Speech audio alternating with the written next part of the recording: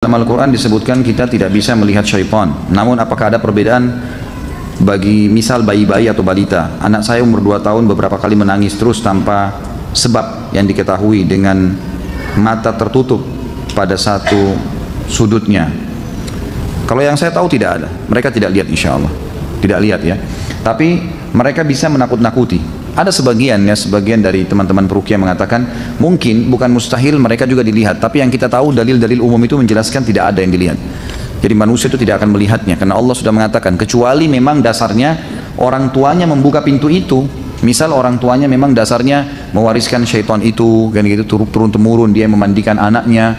Saya tahu ada keluhan dari satu bapak sudah tua, subhanallah. Semoga Allah selesaikan masalah. Beliau mengeluh dengan saya. Dia bilang ibu saya ini sudah sangat tua tapi perilakunya perilaku yang sangat buruk, udah jauh dari agama, nggak masuk di akal, sudah tua tapi masih macam-macam gitu. Saya bilang mungkin, dan tidak mau ibadah, dinasihatnya tidak mau dengar. Saya bilang mungkin harusnya ya diruqyah pak. Dia bilang mungkin, tapi memang dia pernah mengatakan kalian tenang-tenang aja kepada anak-anaknya, saya sudah urus kalian semua, sudah pernah dimandikan, sudah pernah diberikan macam-macam ilmu, dan syaratnya rupanya si ibu ini walaupun sudah tua harus berusaha untuk kelihatan centil, nakal, suka berusaha untuk punya zina dan seterusnya. Bahkan tidak jarang ada syarat dukun-dukun itu, dia kalau berzina itu makin kuat ilmu sihirnya. Nah cara-cara seperti ini yang sering ada ya terjadi. Dan itu ya karena diberikan syarat oleh syaitan, oleh dukunnya. Tapi kalau melihat saya tidak pernah menemukan dalil masalah itu. Termasuk anak-anak ya, jadi tinggal dibacakan saja insya Allah. Ada seorang wanita dia sudah ditalak suaminya dan diberi nafkah lahir batin, baik lahir maupun batin, tapi belum bercerai secara negara, sehingga masih berstatus sebagai istri, dan wanita tersebut ingin segera menikah lagi dengan kekasih barunya dikarenakan takut berzina. Sedang menurut agama wanita boleh menikah setelah masa iddah 3 kali. Pertanyaannya, masa iddah itu patokannya dari keluarnya surat cerai atau dari sejak ditalak? Bolehkah secara agama menikah lagi kalau surat cerai dari negara belum ada, tapi suami sudah mentalak dan sudah tidak pernah memberi nafkah lahir dan batin? Tentu saja kalau secara syar'i boleh saja, secara syar'i sudah dianggap sah perceraian tersebut ya. Kalau dia sudah lewati 3 kali masa iddah sudah. Tetapi kalau menurut saya yang buat masalah nih, dia soalnya berhubungan gelap. Makanya dia buru-buru mau nikah dengan pacarnya tadi, dengan kekasihnya. Itu harus diberhentikan, tidak boleh, jangan buka pintu itu, jangan karena sudah terbuka pintu syaitan akhirnya baru dia bilang dia harus buru-buru menikah. Kalau saran saya jangan buru-buru, kan gitu, harus menahan diri, tunggu sampai iddahnya benar-benar selesai, surat cerainya juga selesai, baru disilahkan dia menikah, tidak ada masalah gitu. Ustaz, Anda pernah mimpi dijegal syaitan yang menyerupai sapam komplek rumah Ana yang berusaha menjegal Ana sholat subuh, dan beberapa hari kemudian sapam tersebut ternyata meninggal dunia. Apakah itu perbuatan syaitan? Tentu saja ya, ini kan mimpi, syaitan memang begitu, bisa saja. Apalagi sholat subuh, memang sholat subuh itu kata kunci. Kalau kita dibuat takut sholat subuh itu dari syaitan memang, karena memang dia tahu kalau sholat subuh kita nggak bisa ganggu kita seharian sampai besok subuh lagi ya, dijamin. Besok sholat lagi dijamin lagi sampai subuh, nggak bisa diganggu sama dia. Bisa saja. Tapi kalau masalah sapam itu meninggal dunia beberapa hari kemudian itu karena ajal, nggak ada hubungannya sama mimpi Anda, gitu kan? Nah ini pertanyaan yang 2 dan 3 sebenarnya jauh dari pertanyaan bahasan kita. Tapi karena satu kertas baiklah. Apakah membagi warisan disamaratakan antara laki-laki dan perempuan sesuai kesepakatan mereka? Apakah diperbolehkan? Tidak boleh. Tidak boleh. Hukum Allah laki-laki 2, perempuan 1. Walaupun Anda mau, nggak boleh. Terima dulu bagian Anda 2, laki-laki, perempuan 1. Setelah itu mau kasih sendiri silahkan. Tapi nggak bisa dari awal. Nggak boleh membantah hukum Allah. Apakah Anda termasuk safar? Anda bekerja dari Bekasi, Bogor, jarak 50 kilo, pulang pergi 100 kilo. Karena Anda ingat cerita seseorang sahabat Umar yang mengamanahkan istri yang sedang hamil lalu meninggal dan kemudian melahirkan di dalam kuburan. Apa ini? Pertanyaannya apa? Kalau masalah safar, dia kembali kepada uruf sebenarnya, kebiasaan masyarakat setempat. Kalau masyarakat menganggap itu jarak yang jauh, jarak safar, berarti dia sudah dianggap safar. Kalau itu dianggap jauh ya, antara tadi Bekasi sama Bogor misalnya. Tapi kalau masyarakat sudah anggap itu biasa, atau memang dia sendiri dan teman-temannya sudah biasa ulang lalang Bekasi, Jakarta atau Bogor ini, dan itu dianggap bukan jarak safar, dia sudah tidak boleh safar gitu. Kalau tidur, kata istri saya, kadang saya nangis sebentar atau sesekali. Apakah itu tanda terkena gangguan jin Ustaz? Ataukah ada sihir? Kalau sering, iya. Kalau sering ya.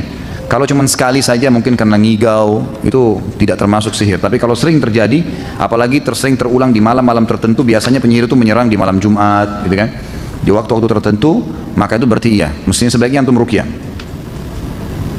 Saya punya ada laki-laki yang memiliki rasa was-was berlebihan dan seperti kehilangan kepercayaan diri sehingga walaupun sudah dewasa tapi sikapnya masih seperti anak kecil, ketakutan berlebihan. Apakah ini termasuk gangguan syaitan?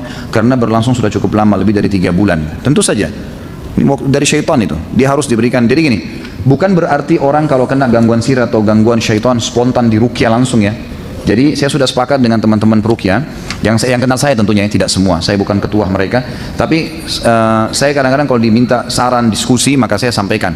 Jadi sebelum meruqyah itu harus ada diagnosa dulu, tanya dulu. Bisa saja mungkin itu penyakit kejiwaannya dia memang, hanya karena dia was-was, hanya karena memang, jadi umumnya lah seperti syaitan menggoda, itu masih gampang, tinggal ditepis dengan membangun kepercayaan dirinya. Tapi kalau memang itu rutin, memang dia ketakutan, atau kadang-kadang dia kalau lihat peruqyah saja itu sudah merasa nggak enak, nggak nyaman, gitu kan? Maka ini berarti pengaruh sihir. Setelah diagnosa, barulah kemudian baru diruqyah, gitu. Seperti itu. Ustaz, beberapa hari lalu sahabat saya cerita kalau suaminya dapat amalan dari seorang kiai untuk mengamalkan salawat nariyah sekian ribu kali tiap malam Jumat. Kata kiai tersebut untuk kesuksesan dan kebahagiaan hidup. Bagaimana menurut Ustaz mengenai hal ini? Bagaimana sebaiknya saya menasihatinya? Sama sekali tidak benar. Ini kan tidak pernah diajarkan oleh Nabi SAW. Kalau ada harus diajarkan oleh Nabi. Kita punya kiai kok, Nabi SAW. Pertama, salawat nariyah sendiri dengan lafadznya itu tidak pernah ada dalam hadis, tidak pernah ada dalam hadis, gitu kan? Itu sendiri saja masih butuh dipertanyakan. Kalau salawat yang sudah jelas ada dalilnya silahkan amalkan. Tapi kalau yang belum dikarang-karang ini butuh ya penjelasan, butuh dalil. Apalagi kalau diamalkan sekian ribu kali. Ya. Teman-teman yang kemarin saya kasih nomornya, Ustaz Sahal bilang sama saya punya pengalaman, dia datang ke satu pesantren. Ya kalau saya tidak salah ingat ceritanya begitu, datang ke satu pesantren lalu kemudian diajarin ruqyah malam Jumat, ternyata semua satu pesantren kesurupan di masjid, gitu kan. Terus kemudian kiainya bilang, kamu apain murid-murid saya? Dia bilang, sebentar Pak Kiai, ini yang saya baca coba dengar aja, semua ayat-ayat ruqyah. Mesti Pak Kiai yang muhasabah, ada apa nih murid-muridnya? Mungkin ada sesuatu, ada nggak amalan yang bisa diamalkan? Nggak pernah ini ikuti Al-Quran dan Sunnah kok. Coba ingat-ingat, mungkin ada zikir tertentu, wirid tertentu dibaca malam Jumat dengan sekian jumlahnya. Baru kiainya bilang, iya sih, sering membaca salawat nariyah sekian ribu, ya kalau malam Jumat. Nah ini masalah ini. Ternyata ada reaksi ke situ, ya. Saya tidak menyalahkan orang yang mengamalkannya. Kalau anda mau mengamalkan silahkan, ya kan? Saya menyampaikan pengalaman saja. Maka saudaraku, cukupkan dengan apa yang dicontohkan oleh Rasulullah SAW. Jangan buat-buat. Untuk apa itu melebihi apa yang Nabi SAW ajarkan? Lalu apa fungsinya Nabi SAW? Kalau memang anda mau karang-karang terus-menerus ini dan terus-menerus mengatakan tidak apa-apa, tidak apa-apa, tidak apa-apa, sampai kapan tidak apa-apanya nih? Gitu. Akhirnya kemudian agama Islam jadi hilang, gitu kan? Bagaimana caranya untuk mengawasi rasa khawatir yang sangat berlebihan di dalam melakukan aktivitas rutin sehari-hari? Pada saat mengunci rumah, kendaraan dicek berulang-ulang. Ini was-was, tidak boleh. Harus dengan yakin. Hilangkan itu dengan bertawakal. Hilangkan dengan bertawakal. Kan Nabi sudah bilang, bertawakal kepada Allah itu akan menghilangkan was-was itu. Tawakal kepada Allah. Kunci sekali sudah tinggalkan. Tawakal Allah. Pada saat mencuci tangan lama sekali karena diulang-ulang, khawatir belum bersih. Semua was-was ini harus dilawan. Tidak boleh. Dan saya sarankan ada buku judulnya Bahaya Penyakit Was-was. Itu boleh dimilikin, ya. Pernah juga saya bawain di sini contohnya, nanti dimilikin aja. Adakah hadis membaca salawat pada Nabi SAW 10 kali di pagi dan sore hari? Ada hadisnya. Cuma memang diperselisihkan oleh ulama tentang kesahihannya, gitu kan. Tapi kalau kita lihat buku-buku yang ditulis oleh para ulama dalam zikir pagi sore, dari Timur Tengah saya bicara, bukan di Indonesia ya, maka mereka memasukkan dalam buku-buku mereka.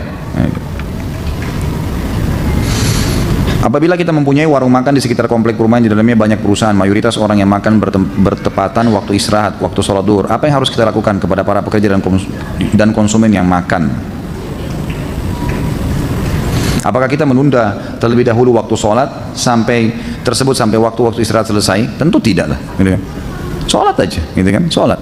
Kalau anda suami istri, anda boleh suruh istri anda nggak ada masalah, mereka boleh sholat di situ kan. Tapi kalau anda sendiri jangan tinggalkan masjid, jangan tinggalkan sholat. Atau kalau perlu bagaimana caranya supaya bisa dihidangkan, atau ada pegawai yang memang pegawai itu mungkin ya, kalau memang banyak pegawai yang makan juga yang mampir itu adalah orang-orang perempuan misalnya, wanita, maka bisa pakai wanita. Kalau tidak, maka bertawakal kepada Allah SWT. Sholat dulu, habis itu layani mereka. Nggak usah khawatir dengan rezeki. Itu saran saya ya. Kalau anda bisa bertanya pada ustadz lain, bisa disarankan misalnya nggak apa-apa tunda sholatnya, ya silakan saja. Kalau saya tidak sarankan itu. Bila kita memulai usaha warung makan malam hari dan bertepatan dengan sholat maghrib dan isya, apakah kita boleh menjamak sholat tersebut? La ilaha illallah. Menjamak sholat gara-gara dagang tidak boleh. Nah. Apakah baca Quran harus berwuduk dulu? Ya afdalnya iya, afdalnya berwuduk dulu, gitu kan. Tapi kalau sebenarnya batal wudu dan tidak sempat, itu masih ada yang membolehkan. Tentu lebih baik ya, adabnya seperti itu. Bagaimana adab dalam Islam ketika kita makan tapi tidak habis atau berlebih? Tentu saja kita ambil sesuai dengan porsinya. Dan ulama mengatakan syaitan masuk juga di makanan tadi. Karena ada bahasan masalah makanan, jadi saya jawab pertanyaan ini. Maka kata para ulama, syaitan masuk ke dalam makanan termasuk dalam masalah porsinya. Sering kita dibuat hawa nafsunya lagi naik, kemudian mau ambil banyak, akhirnya tidak bisa dihabisin. Karena mubadzir itu adalah saudara dari saudara syaitan. Kata Allah SWT, innal mubadzirina kanu ikhwana syayatin. Orang-orang yang suka tabdzir itu adalah saudaranya syaitan. Jadi syaitan sengaja menggodanya untuk itu.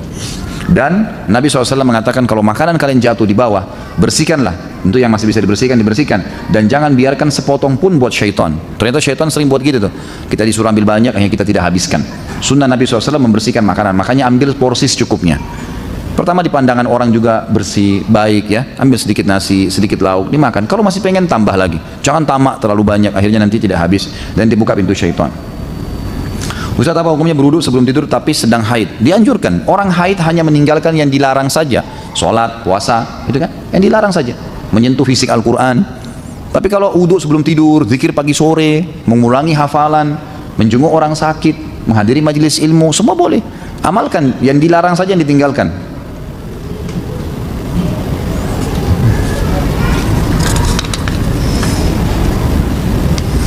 Jika kita terlambat sholat subuh karena ketiduran, misal bangun jam 5:30 pagi, apakah kita langsung ambil air wudhu dan sholat saat itu juga, atau kita tunda menunggu sampai matahari terbit pas duha? Tentu sholat pada saat itu. Pada saat itu juga sholat, jangan ditunda. Bahkan kalau anda sholat sebelum terbit matahari, maka masih masuk dalam waktu subuh, gitu kan? Maka sebaiknya jangan ditunda. Kalau anda tunda berarti mengeluarkan sholat dari waktunya, dan itu berbahaya, masuk dalam dosa nanti. Bagaimana cara menasihati kakak yang jika diajak sholat berjamaah di masjid mengatakan aku nggak mau kelihatan riak karena sholat dilihat orang. Yang penting kan sudah sholat di rumah, nggak perlu dilihat orang. Inilah waswas syaitan. Harus dilawan. Gimana caranya? Perintah Allah dan Rasulnya begitu. Ini waswas syaitan, ini tidak boleh. Tapi jika kira ada tahlilan berjamaah, beliau datang dengan mengatakan kita ini hidup bermasyarakat, nggak bisa hidup sendiri. Kalau kita mati siapa yang mau ngubur kalau bukan tetangga, gitu kan? Ini waswas syaitan luar biasa, ini permainan syaitan ke dia. Sampaikan apa adanya, tugas anda sampaikan saja, selebihnya doakan. Kita nggak bisa mengubah orang itu. Bab sholat, baik. Bagus juga nih kalau ada yang bertanya, tulis judulnya, jadi saya langsung tahu ya.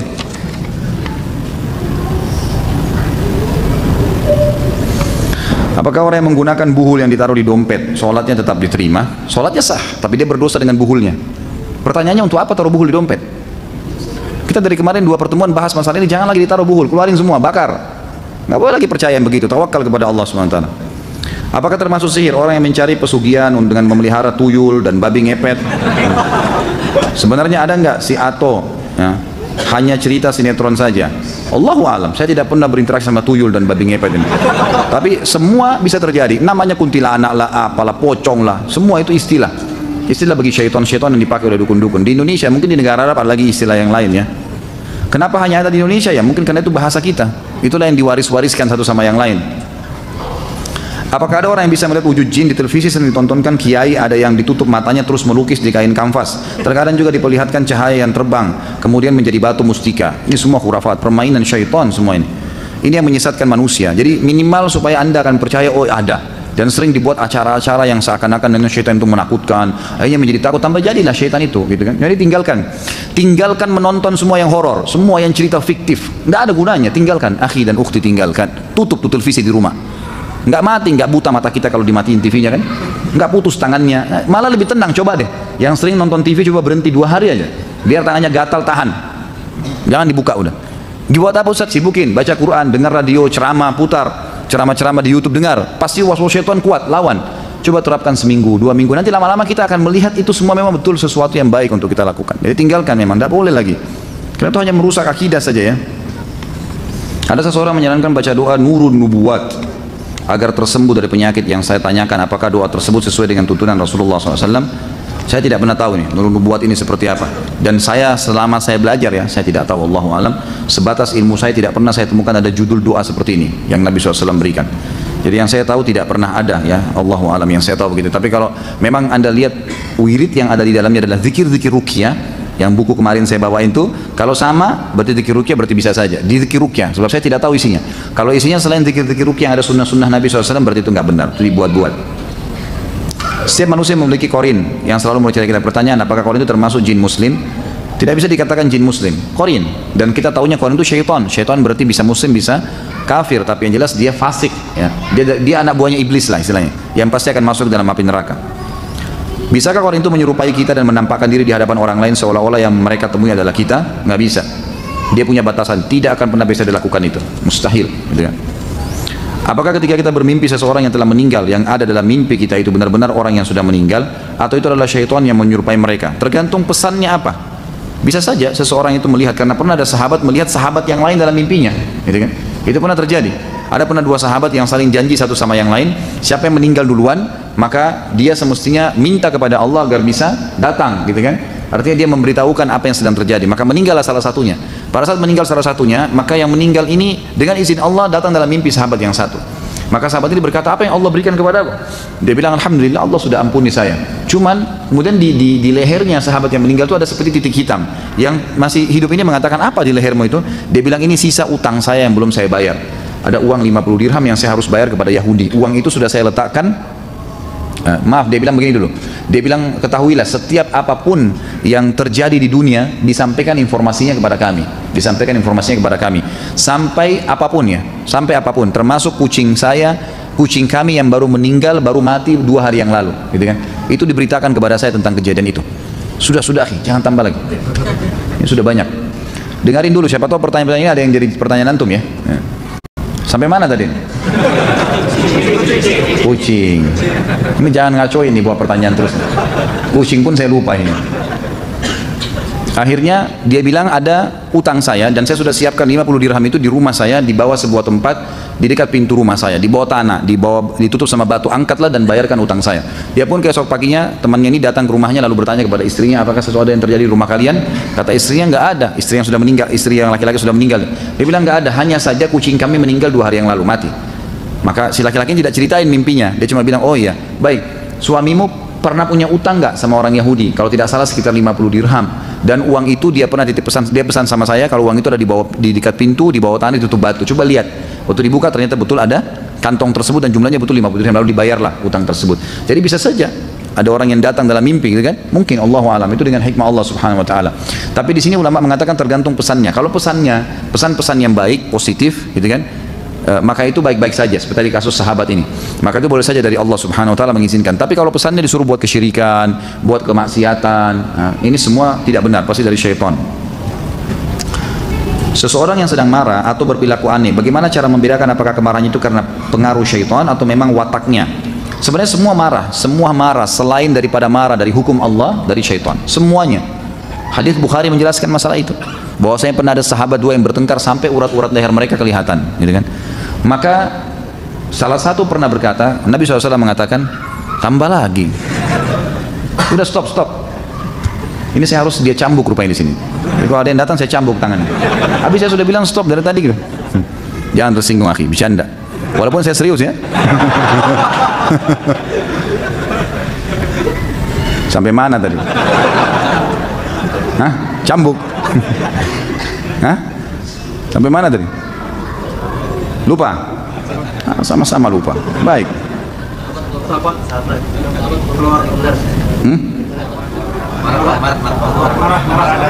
Marah, kelihatan urat lehernya. Bagus, alhamdulillah, Allah ingatkan. Akhirnya Nabi SAW mengatakan, saya tahu kalimat yang kalau keduanya mengucapkan, maka pasti akan hilang dari mereka marah itu. Sahabat Nabi yang satu di sebelah Nabi mengatakannya, Rasulullah, apa itu? Kata Nabi, kalau mereka membaca a'udzubillahi samil alim minasyaitonir rajim. Ya, saya menjauhkan berlindung kepada Allah dari syaitan Allah yang maha mendengar dari syaitan yang terkutuk, gitu kan, terajam.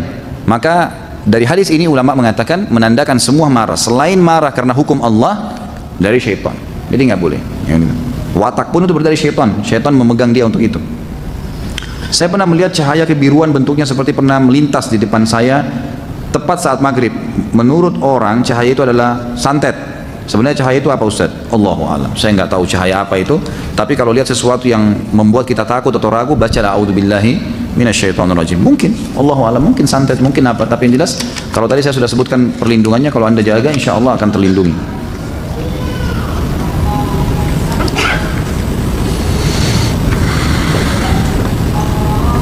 Baik, ini kena 1 Muharram ya. Ustaz, peringatan 1 Muharram dilarang sampai sejauh mana?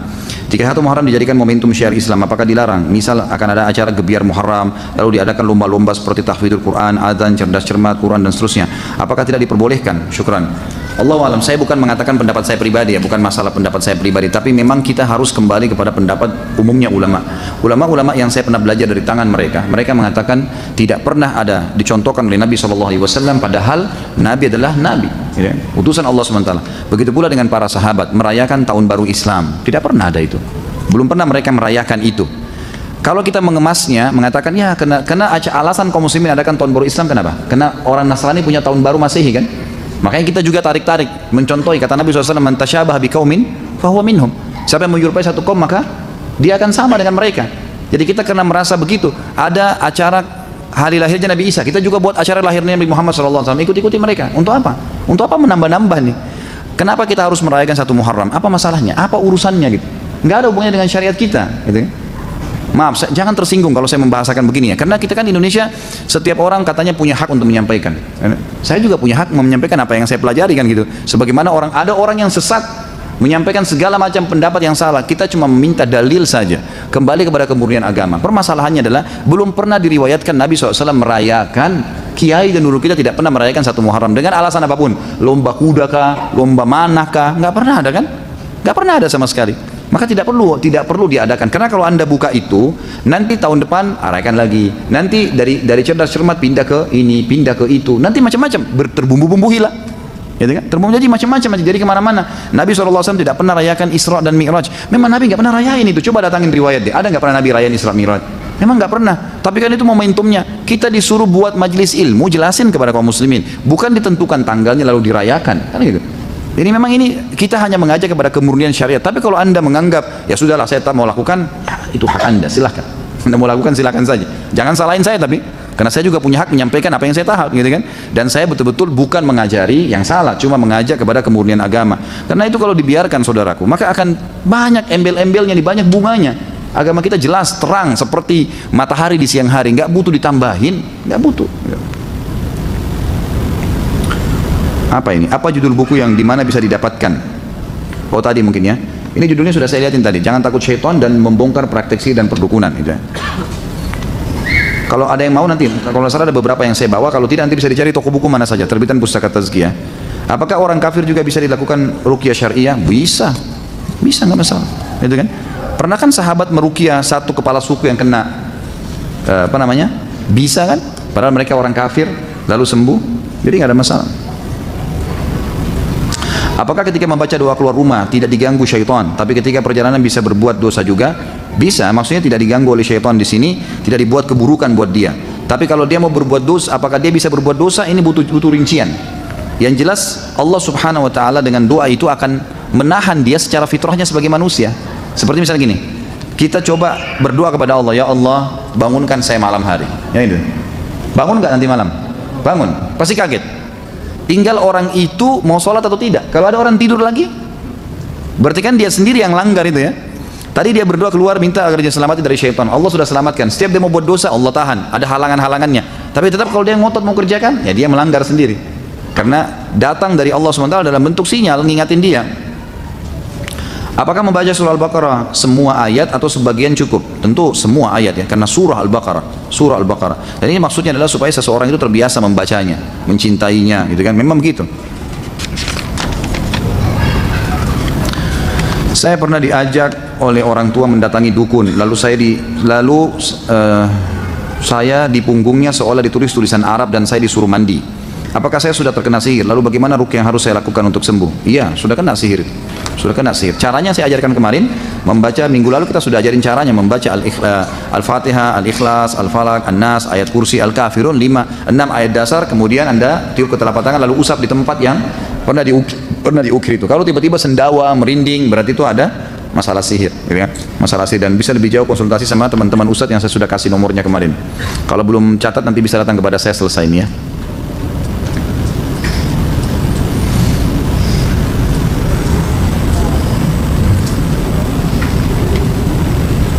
Apakah ini adalah perbuatan atau pengaruh syaitan jika ada saudara sekandung yang saling bermusuhan dalam waktu yang lama?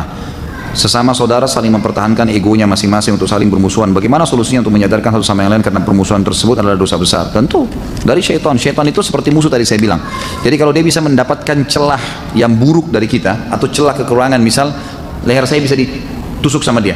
Dia bukan cuma cuil, tapi dia berusaha untuk tusuk semaksimal mungkin. Kalau mati ya mati. Artinya kalau rusak, kalau enggak minimal kalau luka itu harus terus borok, harus terus luka. Jadi kalau kita terbiasa misalnya melakukan nonton gosip jam 8 pagi, maka syaitan buat itu indah supaya kita terus rutin kerjakan, jadi lukanya borok terus gitu kan, sambil dia kerjakan amal soleh yang mungkin syaitan tidak bisa menggunanya di situ. Nah, jadi memang harus hati-hati. Tante saya beberapa hari yang belakangan ini sering muncul rasa takut, gelisah, dan sering muncul perasaan yang beliau sendiri tidak tahu kenapa dan apa yang beliau rasakan. Apa ini? Ana izin saran, apakah beliau harus diruqyah atau apa ya Ustaz? Iya, ruqyah saja. Pokoknya seperti ini was-was semua dari syaitan. Dan nanti diambil ya nomornya Ustaz Sahal sama Ustaz Husain Mubarak kemarin itu harus dicatat dan selalu konsultasi sama mereka itu. Bagaimana hukumnya anak dibiayai sekolah hingga kuliah oleh orang tua yang bekerja di lembaga keuangan konvensional yang jelas penuh transaksi riba dan gharar? Tentu tidak boleh ya. Ya tidak boleh. Jadi orang tua kita berdosa karena dia memberikan nafkah haram, ribawi. Anda sendiri harus bertaubat kepada Allah Subhanahu wa taala. Kalau sudah taubat, maka mudah-mudahan ya yang lalu-lalu itu sudah Allah maafkan, sekarang jangan buka lagi pintu riba itu. Jika masih suka emosi, padahal selalu sholat dan baca Al-Quran, apakah harus diruqyah? Seringkali sadar tapi keesokan masih tetap emosi, terus diruqyah. Bahkan jangan heran ya, ada penghafal Al-Quran itu diruqyah kesurupan. Ada, banyak kasus terjadi. Jadi tidak selamanya gitu. Bisa saja. Nabi SAW aja kena sihir, apalagi cuma penghafal Al-Quran ya. Terkadang kita melihat orang menempel tulisan Bismillah dalam bahasa Arab dan sebagainya di motor atau mobil. Apakah itu dikatakan sebagai jimat untuk terhindar dari bahaya?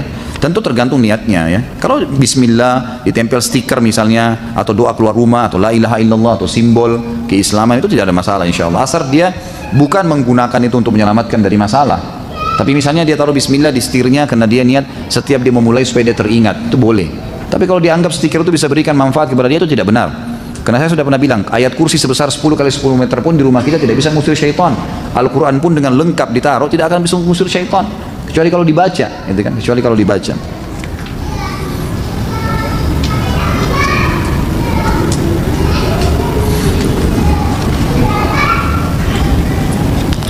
Ustaz minta tolong dijelaskan tentang masalah korin dan apa hikmah dari korin yang selalu menyertai manusia, dan bisakah korin diusir dari manusia? Korin itu memang Nabi SAW jelaskan, ada memang korin, kalian didampingi oleh korin, syaitan yang memang Allah titipkan gitu kan, yang selalu membisikkan keburukan. Ini semua karena permintaan iblis ya, yang ingin menyesatkan manusia, maka Allah SWT izinkan dia. Tetapi Allah Subhanahu Wa Taala memberikan batasan, dia tidak bisa buat apa-apa, dia hanya bisa membisikkan. Makanya ketahui kedoknya, semua bisikan buruk melakukan pelanggaran agama, jauh itu dari korin, jangan diiyakan, dari syaitan itu. Udah selesai, dia nggak bisa buat apa-apa, dia nggak bisa paksain kita berbuat dosa, dia nggak bisa cekik kita, tarik tangan kita, nggak bisa, dia nggak bisa buat apa-apa, cuma itu saja. Jadi dan dia tidak bisa seperti apa yang dikatakan tadi, dia nggak bisa mengganggu apapun kecuali cuma bisikan, dan dia tidak bisa menjelma menjadi seperti kita, tidak ada.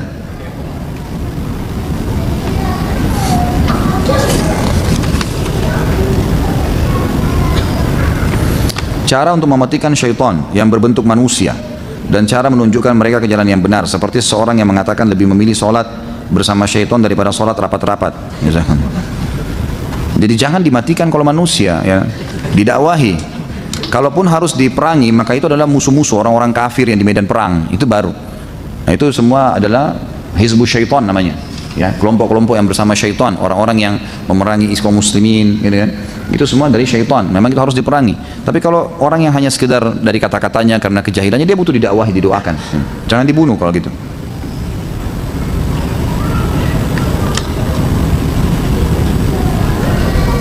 Apakah benar Syiah di Indonesia sudah memasuki fase kelima, fase makar? Allahu a'lam. Apakah mereka mau masuk fase itu tidak? Kalau mereka masuk fase itu, ya tentu kita hadapi, nggak ada yang perlu dikhawatirkan, gitu kan? Tapi begini, masalah Syiah jangan dibesar-besarin. Mereka adalah kelompok yang kecil, bukan besar, gitu kan? Ahli sunnah adalah komunitas, tetapi ahli sunnah tidak boleh diam. Saya sudah katakan, semua ahli sunnah sekarang, semua ahli sunnah sudah wajib bagi mereka, para ustadz-ustadznya, dai-dainya, kiai-kiainya, di semua pesantren, kalau perlu pasang spanduk anti Syiah, emang gitu. Pemerintah kita harus melarang kelompok ini, sebagaimana Malaysia melarang. Nggak boleh ini. Ini kelompok ngawur ini. Mengatakan Al-Quran kurang, sahabat dikafirkan. Nggak mungkin itu, nggak mungkin udah. Ini nggak boleh dibiarkan ini. Tentu kalau dibiarkan mereka bisa buat makar. Kalau sekarang saya tidak tahu ya, karena tidak ada kelihatan masalah makar itu. Tapi bisa saja terjadi karena terbukti di Irak, terbukti di Syria, terbukti di Yaman. Pada saat mereka berkuasa mereka membantai kaum muslimin. Ahli sunnah dianggap halal darahnya. Sementara kita ahli sunnah tidak pernah menghalalkan darah mereka, tidak pernah. Kita mengklaim kalau orang yang sudah mengatakan Quran kurang, sahabat kafir, bisa sampai pada tingkat kekufuran dan tetap didakwahi, tetap diberikan kesempatan taubat. Beda dengan mereka, gitu kan? Jadi memang ini harus hati-hati. Kalau memang demikian, bagaimana sebaiknya sikap kita? Saya bilang tadi, sikap kita harus semua pesantren wajib pasang spanduk anti Syiah. Semua kiai-kiai ustadz menjelaskan siapa mereka. Dan alhamdulillah MUI sudah keluarin buku. Mestinya buku itu dibedah di mana-mana. Dan itu teman-teman sudah berupa ijtihad. Yang lain juga sudah banyak tahu ya. Harusnya memang disebarin. Tindakan nyata apa yang bisa kita perbuat untuk mencegah? Mengingat mungkin kita masih punya waktu untuk mencegahnya. Tentu saja ya. Harusnya kita bisa melakukan kiat-kiat banyak ya, banyak hal. Kemarin saya diundang di Bandung untuk acara itu dengan teman-teman aliansi Syiah, anti Syiah. Kemudian kita menjelaskan tentang Nabi Muhammad SAW siapa, bagaimana mencintai beliau, mencintai para keluarganya, sahabatnya. Lalu kita membahas sedikit tentang masalah Syiah ini. Memang sudah harusnya, dan saya temukan Masya Allah ibu-ibu itu ya, ibu-ibu yang jadi kalau tidak salah aliansi wanita anti Syiah, nasional anti Syiah, seperti itulah. Dan itu mereka sudah sampai pada tingkat mendapatkan di buku-buku sekolah sekarang, buku SMP, buku SMA. Kalau dulu tokoh-tokohnya ada Wati, ada siapa gitu kan, kata mereka begitu. Sekarang sudah diganti Husain, Fatimah, dan selalu ceritanya kalau ada Fatimah sama Aisyah, Aisyah pasti anak nakal gitu kan, kesannya begitu. Jadi sudah masuk ke masalah pendidikan, sudah mulai masuk ke masalah jajaran politik dan seterusnya. Memang orang ahli sunnah sudah harus hati-hati nih. Jadi yang punya wewenang bisa mengingatkan pejabat-pejabat kita, ingatkan. Kalau perlu insya Allah semoga Allah berikan hidayah presiden dan wakilnya, menteri-menteri kita semua mengetahui tentang masalah bahayanya ya. Memang itu bahaya sekali pemahaman ini, nggak boleh dibiarkan. Apakah ada ibadah khusus di bulan Muharram? Tentu ada, puasa 2 hari ya, Tasu'a dan Asyura. Jadi nanti hari Kamis depan ya, ini hari Rabu sekarang, Kamis besok, Kamis depan dan Jumat itu Tasu'a dan Asyura, 9 dan 10 Muharram disunnahkan puasa. Ini sekalian saya jawab karena memang berhubungan dengan materi. Memang saya tadinya mau jelaskan di akhir penutupan bahasan kita. Jadi disunnahkan, hadisnya adalah Nabi SAW pernah kedatangan sahabat di hari Asyura 10 Muharram, lalu sahabat itu mengatakan, ya Rasulullah hari ini Yahudi puasa. Maka kata Nabi SAW, coba tanyain kenapa mereka puasa. Lalu sahabat ini pulang membawa informasi mengatakan, ya Rasulullah mereka berkata kalau hari ini hari di mana Allah selamatkan Musa dari kejaran Fir'aun, maka kami berpuasa sebagai tanda syukur kepada Allah. Maka kata Nabi SAW, kami lebih berhak terhadap Musa daripada mereka. Maka beliau menyuruh puasa. Lalu dalam hadis Bukhari Muslim dijelaskan waktu ditanya tentang fadilah puasa Asyura 10 Muharram, beliau mengatakan bisa mengampuni dosa-dosa kecil setahun yang lalu. Itu kan, jadi dibersihkan dosa setahun yang lalu. Maka ini berarti fadilah. Kemudian puasa 9-nya disebutkan dalam hadis riwayat Tirmidzi dengan sanad hasan, bahwasanya beliau mengatakan lain baqitu ila qabil la asumanna tas'. Kalau saya masih hidup tahun depan, saya akan ikutkan dengan puasa 9-nya agar tidak sama dengan Yahudi. Itu memang ada dianjurkan di bulan Muharram, tapi selain ini tidak ada ibadah yang khusus diperintahkan. Teman saya orang tuanya meninggal, dia sudah tahu tentang sunnah yang tidak ada tahlilan di dalam Islam, tapi keluarganya belum paham tentang sunnah, tetapi keluarganya tetap saja mengerjakan. Pertanyaannya, apakah tindakan teman saya agar baik di mata keluarganya dan baik di mata Allah? Nah, sampaikan. Ya, sampaikan apa adanya. Kalau saya belajar, saya dapatkan ini belum pernah ada sunnahnya. Lalu dalam acara dalam kematian itu kita jalankan sunnah Nabi SAW. Sunnahnya adalah orang-orang ini membuka pintu rumahnya 3 hari, menerima orang-orang yang datang untuk takziah.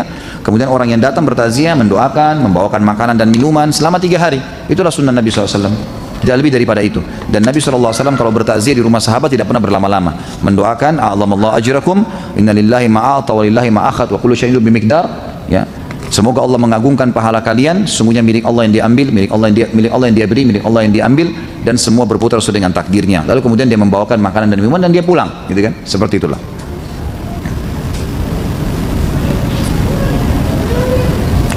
Saya mau tanya pembahasan minggu lalu tentang sihir. Yang saya tangkap dari penjelasan Ustadz, orang yang minta diruqyah tidak termasuk dalam hadis 70.000 orang yang masuk surga tanpa hisab. Ruqyah menurut penjelasan Ustadz adalah yang tidak syar'i. Berarti orang yang minta ruqyah tidak syar'i, tetapi tetap bisa masuk surga walaupun dihisab. Ya. Bukankah ruqyah tidak syar'i masuk dalam syirik, mendatangi dukun, tukang sihir? Mohon penjelasannya. Iya jawabannya. Emang iya. Kan orang yang melakukan sihir itu melakukan dosa besar. Ya. Artinya dia kalau meninggal tetap akan dihisab oleh Allah Subhanahu Wa Taala. Bisa diampuni, bisa tidak. Kan itu. Memang begitu hukumnya. Sama melakukan sihir, ya, kecuali kalau dia sudah sampai pada tingkat melakukan kesyirikan lain.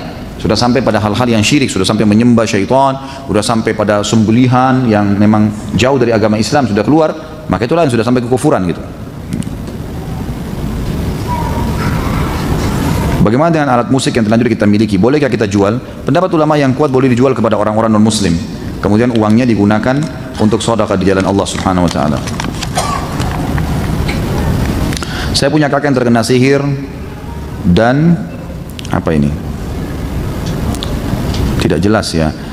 Seperti orang stres maupun sakit jiwa. Kami sekeluarga sudah mencoba secara medis juga kepada psikolog maupun ustadz dan terus berdoa. Beberapa ustadz yang kami datangi menjelaskan bahwa beberapa jin di tubuhnya kakak saya. Pertanyaan saya itu apakah bisa ruqyah jarak jauh oleh seorang ustadz? Kalau ruqyah jarak jauh, kalau melalui telepon, ya, dia dengar suaranya, itu masih ada yang membolehkan. Ya, itu masih dibolehkan. Tapi kalau misalnya duduk di sini, kemudian dia baca ruqyah, niatkan orang rumah sana, itu nggak ada. Itu nggak boleh. Gitu kan? Adakah pengaruh umur jin terhadap kekuatan terhadap ruqyah? Saya tidak pernah tahu masalah ini, tapi setahu saya tidak. Insya Allah tidak. Jadi peruqyah itu makin soleh dia, maka makin besar pengaruh bacaannya. Apalagi kalau dikuatkan dengan pasien juga memperbaiki keadaannya secara ibadah, maka lebih kuat lagi. Bagaimana membersihkan rumah dari pengaruh jin-jin? Karena kakak saya tidak sadar atau kurang sadar lagi untuk membaca Al-Quran. Jadi diruqyah rumahnya, sudah saya jelaskan. Ambil air, kemudian diruqyah rumah itu. Diruqyah air tersebut lalu disemprot di sekitar rumahnya. Insya Allah itu bisa membersihkan dari penyakit sihir tadi. Dan saya sarankan nanti sebentar ya, saya ulangi aja nomornya Ustaz Sahal, nanti dicatat lagi karena ini kayaknya masih banyak yang tidak hadir kemarin. Dicatat nanti konsultasi dan bisa undang beliau ke rumah sama Ustaz Husain tadi, itu bisa diundang insya Allah.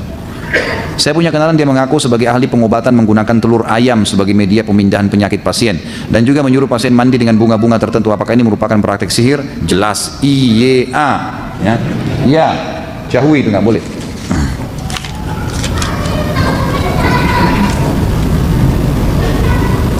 Dalam waktu diruqyah, apa ciri-ciri yang terkena gangguan? Apakah teriak-teriak atau diam saja? Reaksinya macam-macam, ada yang kesurupan, ada yang kesemutan, ada yang tiba-tiba sendawa, ada yang muntah. Pokoknya dengar ayat pasti terganggu, jiwanya nggak enak, nggak tenang. Itu ada pengaruh.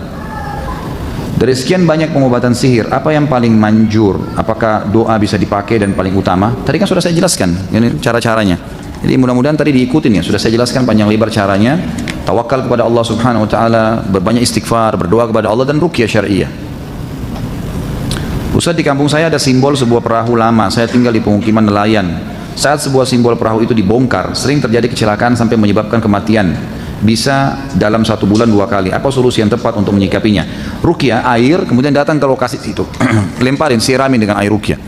Datang ke situ, bacain ayat-ayat ruqyah, insya Allah hilang itu. Itu permainan syaitan, sering terjadi begitu.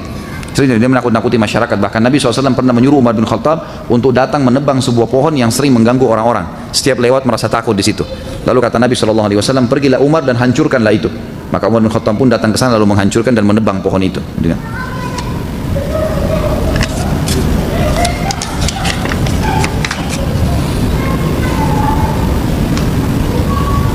Apa tidak punya anak juga termasuk karena gangguan jin? Bagaimana meruqyahnya? Bisa terjadi. Jadi bukan berarti dia tidak subur, mungkin dia subur, suaminya juga baik gitu kan, normal saja. Kalau ditinjau secara medis tidak ada masalah. Kalau medis sudah mengatakan ini memang ada masalah, faktor keturunan misalnya, berarti sudah itu tinggal ikhtiar, beristighfar, minta kepada Allah. Tapi kalau secara medis mengatakan semestinya ini sel telurnya normal, ini sperma suaminya diteliti memang masih bagus, nggak apa-apa, berkualitas, berarti ada pengaruh syaitan. Karena memang dia bisa menghalangi ya, tapi dia tidak bisa melakukan hal lebih daripada itu. Dia bisa menghalangi. Seperti misalnya ada hadis yang menjelaskan kalau seseorang berhubungan badan tidak membaca doa, Allahumma jannibna minasyaitonir rajim, syaitani ma razaqtana, ya Allah jauhkanlah kami dari syaitan dan jauhkan syaitan dari apa yang kau karuniakan kepada kami. Maka syaitan partisipasi di hubungan itu. Artinya dia bisa terlibat dalam rahim biologis, yang dia bisa lari dalam tubuh manusia dengan darah gitu kan. Jadi memang itu bisa terjadi. Makanya sebaiknya memang dia ruqyah ya. Coba diruqyah, dan banyak orang yang diruqyah juga dengan teman-teman yang sudah saya kasih nomornya itu, insya Allah beberapa bulan kemudian setelah ruqyah ada reaksi, mereka hamil dan seterusnya. Ayat 1000 dinar, 1000 macam kekayaan, apa benar Ustaz? Allahu a'lam. Ayat ini memang ayat yang benar dalam surah At-Talaq ini ya. Tapi kalau dinamakan ini ayat 1000 dinar, saya tidak pernah tahu itu. Ini tambahan baru ini.